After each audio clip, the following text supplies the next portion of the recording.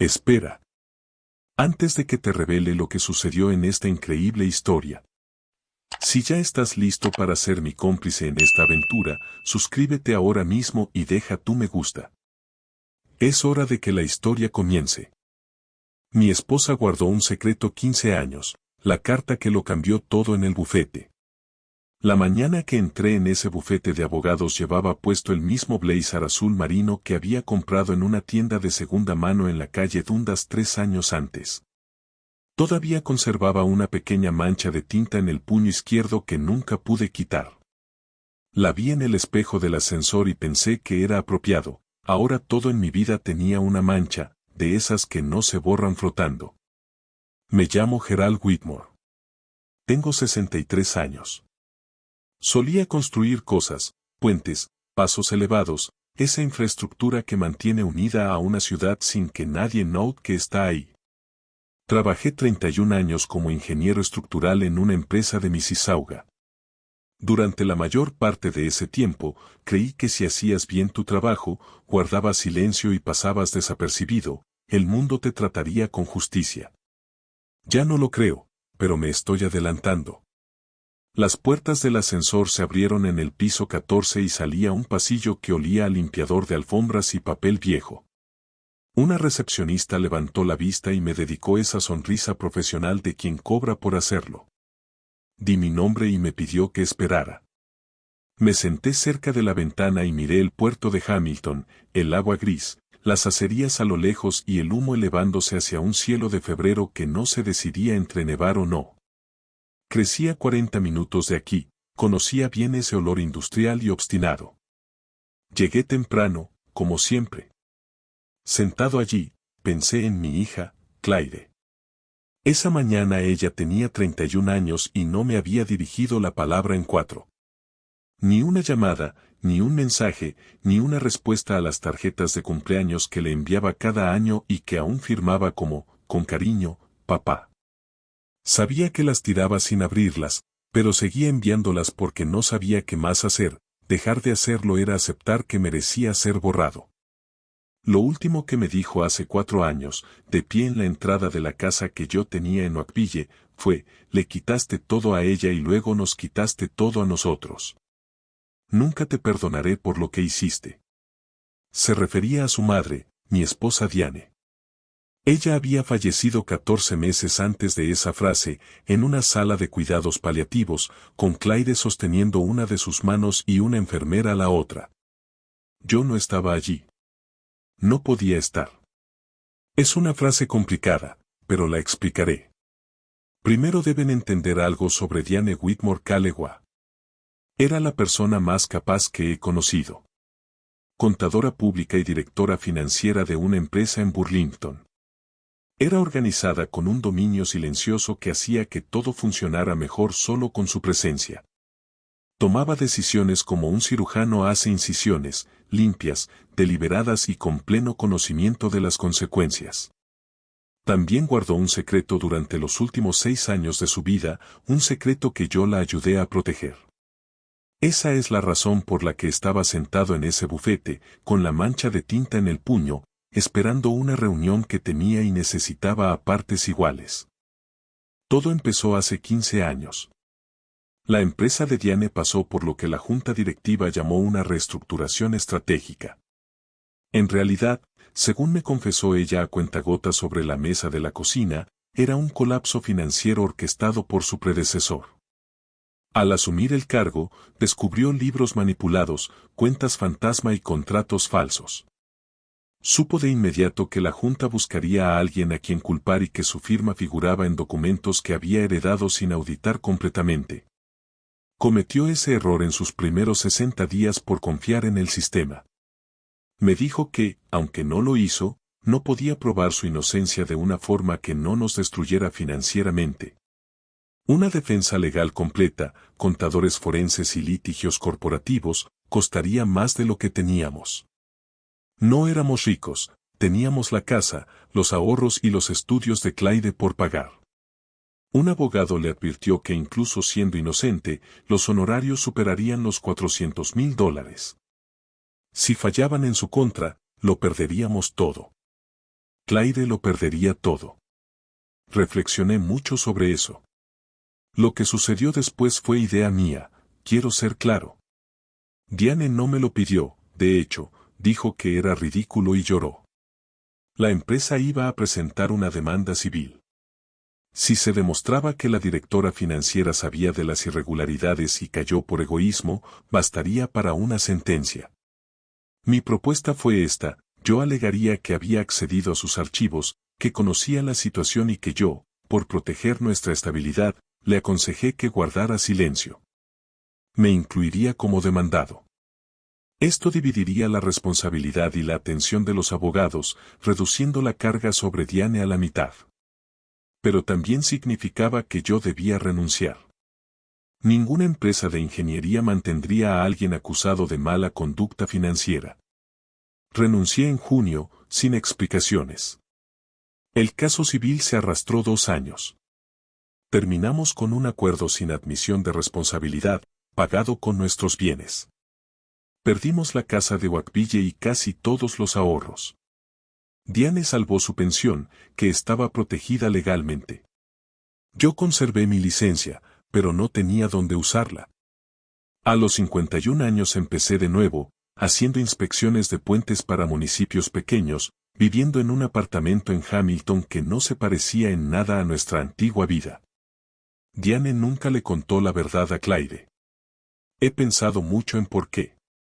Creo que pensaba que la verdad era demasiado complicada y que cargaría a nuestra hija con una culpa insoportable por la vida y la educación que le habíamos dado. Diane prefirió que Clyde creyera la historia más simple, que su padre cometió un error por descuido y que la comodidad se desmoronó por mi imprudencia. Yo no me opuse. No lo hice porque Diane me lo pidió cuando ya estaba enferma de cáncer, y no tuve el valor de contradecirla mientras luchaba por su vida. Luego, se hizo tarde. Diane murió en noviembre, 11 años después de nuestro acuerdo. El dolor de Clyde se transformó en un reproche directo hacia mí. Me dijo que me culpaba del estrés de su madre y de que ella hubiera muerto trabajando sin la jubilación que merecía. Estuve a punto de contárselo, pero le había hecho una promesa a Diane, y ella ya no estaba para liberarme. Así que asentí y me fui al silencio de un hombre que elige ser incomprendido. Durante 4 años viví así. Comía sencillo, paseaba por el puerto y enviaba tarjetas que nadie abría. La carta del bufete llegó un martes de enero. Me informaba que figuraba en la herencia de Diane y que debía asistir a una lectura el 14 de febrero junto con Clyde. No dormí bien esas semanas. Releí viejos correos de Diane, especialmente uno donde decía: sé que esto no ha sido justo contigo. Estoy intentando arreglarlo.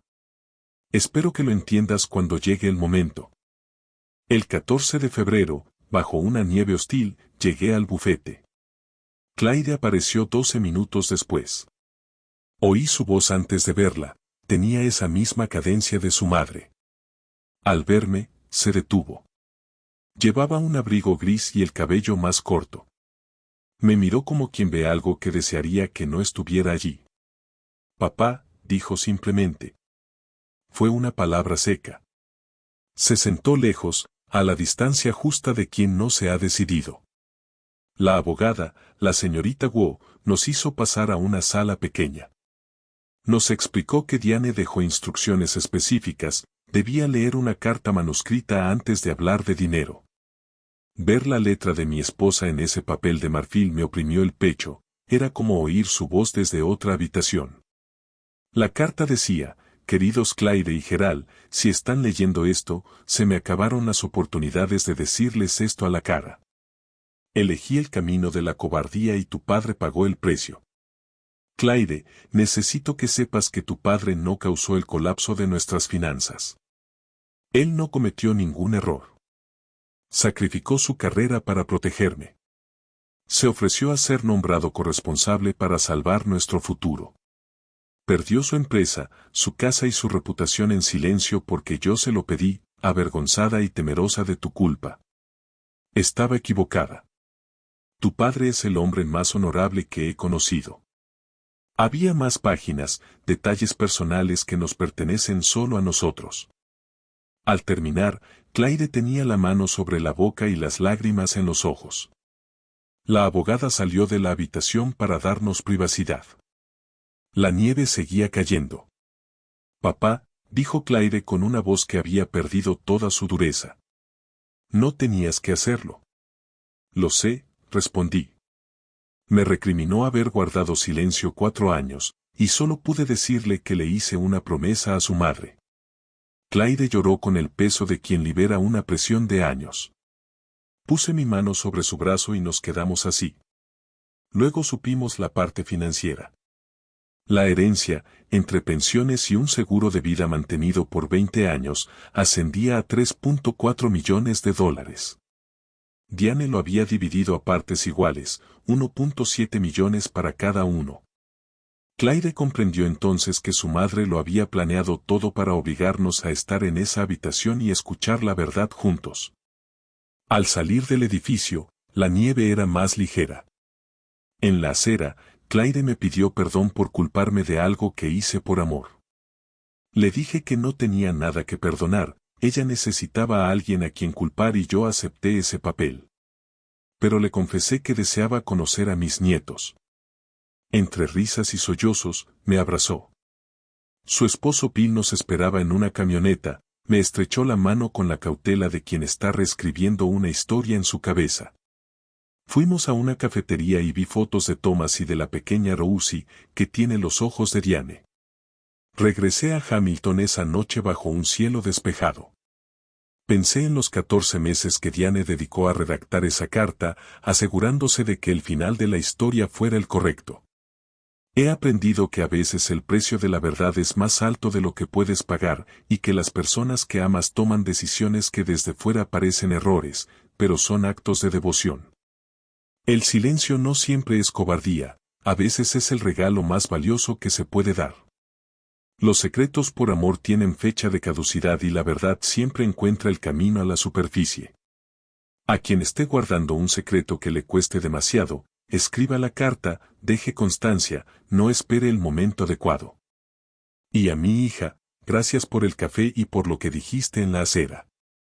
Te veo el domingo, llevaré los lápices buenos para Rosie. Con eso me basta. Eso es más que suficiente. Un mensaje para quienes valoran la verdad. A veces, las historias más grandes no son las que se gritan, sino las que se guardan en silencio por amor. Como Gerald, muchos de nosotros llevamos cargas que otros no ven, y tomamos decisiones difíciles para proteger lo que más amamos.